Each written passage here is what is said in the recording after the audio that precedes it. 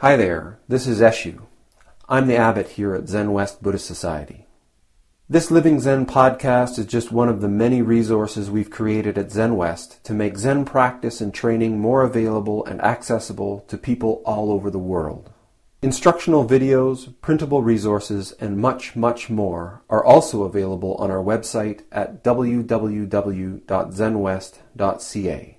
If you're a regular listener, I'd love to hear from you. So please drop me an email at office@zenwest.ca and let me know who you are, how you got started, and what brought you to Zen. Everything we make available in person and online at Zenwest is only possible because of the support of our members and associates, people like you.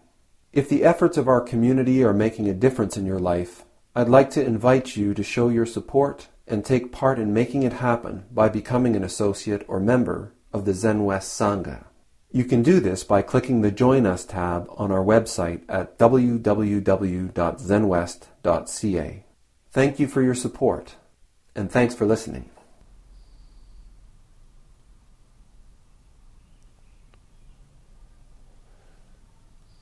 The first ancestor of Zen in China, his name is Bodhidharma.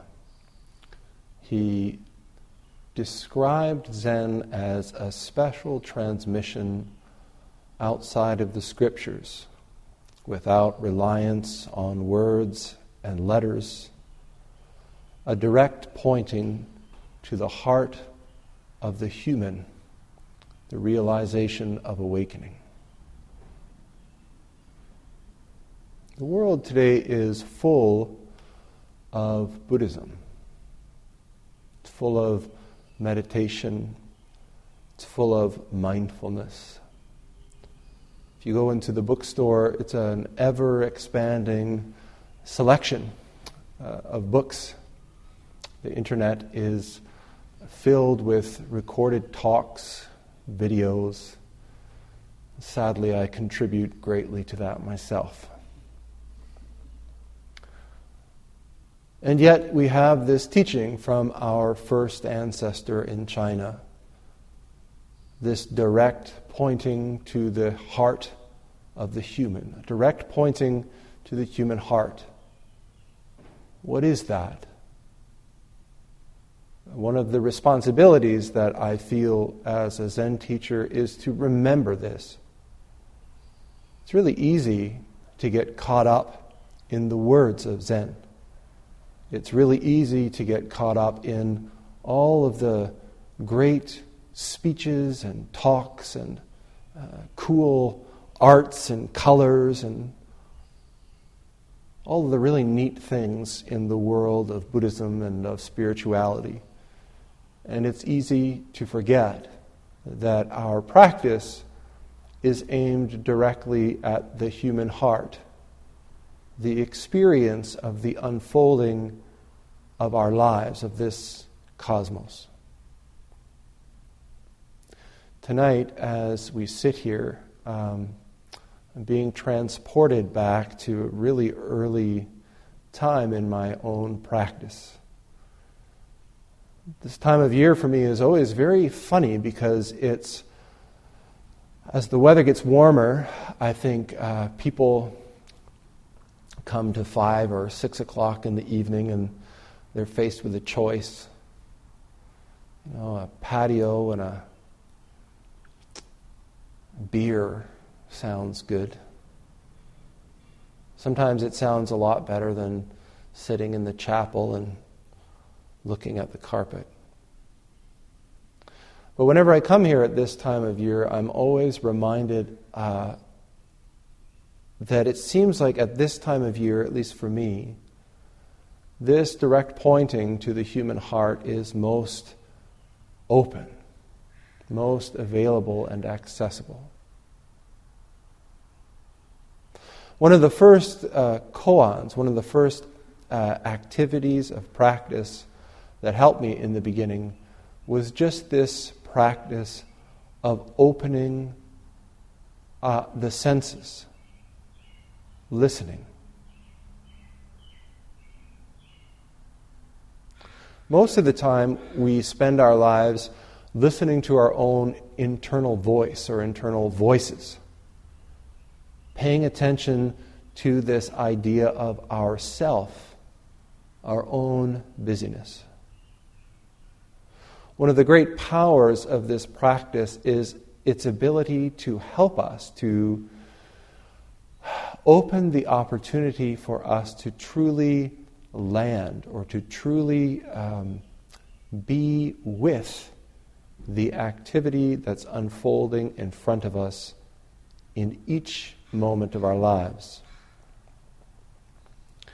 So a very powerful practice as we sit still, as we pay attention to our breath, is just to open up the ears and listen.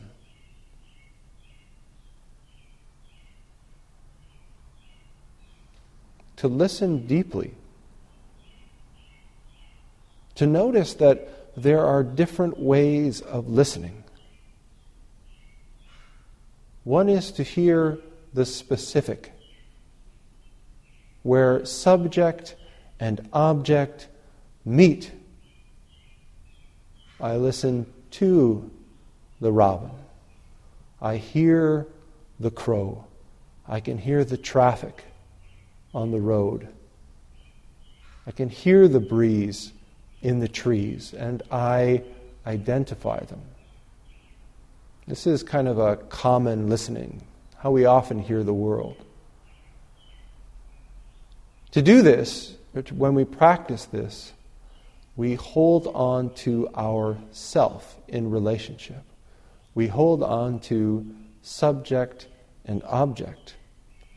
We hold on to distance.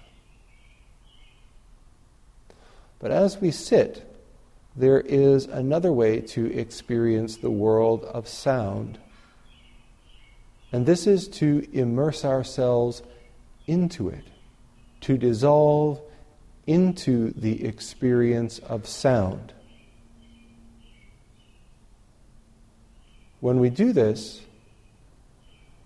the I, the listener, disappears. The specificity of sound, the specific source of sound, disappears. We are completely immersed in a rich and vibrant fabric of sound. We are one with sound.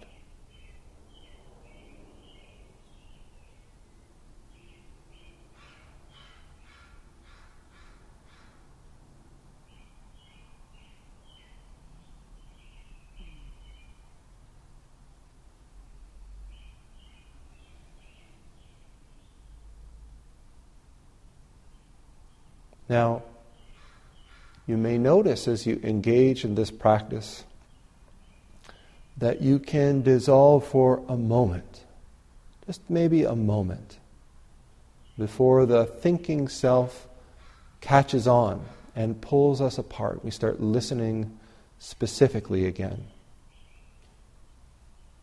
But as we pay attention to our breath, as we let go of our fear of being completely lost, losing ourselves, as we begin to trust this activity of dissolution, you can experience this unification, dissolution, over and over again, more and more deeply. This is using the gateway of sound, just one of our senses. It's a powerful practice. Because when we dissolve into the experience of sound, it isn't just our ears that dissolve, the faculty of hearing that dissolves. This whole thing, this whole concept of self dissolves. The whole concept of other dissolves. We can experience for ourselves complete unification, one true nature. In Japanese, this is often called kensho, or satori, liberation, realization, awakening. It's not a magical experience that exists outside of what you're experiencing right now. These words, awakening, realization, point to just seeing things as they are. Our hearts are divided. We see this world as broken up into 1,000 pieces, and every one of them is different. It is the teaching of the Zen school that this is an illusion, that all of these innumerable different pieces are at source one. But it's not enough to just listen to this. It's not enough to just understand this. It's not enough to know and recite and chant and speak the words. Our school points at the heart of this, the experience, the realization. We can't know this through books. We can't know this through listening to talks. It is only in the activity of waking up itself. It's only through this experience of practice itself that we come to realization. So, if you're here practicing, sometimes I think it's easy to wonder, what should I do? Am I doing it right? Let go of all the books. Let go of all the talks. And allow yourself to completely dissolve into the activity of this cosmos that is unfolding right before you. There's no technique. There's no method. There's nothing you need to remember, no steps you need to follow, no system you need to memorize.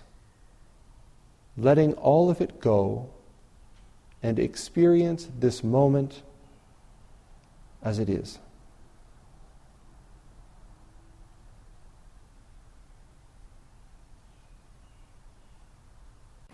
Thanks for listening to the Living Zen podcast.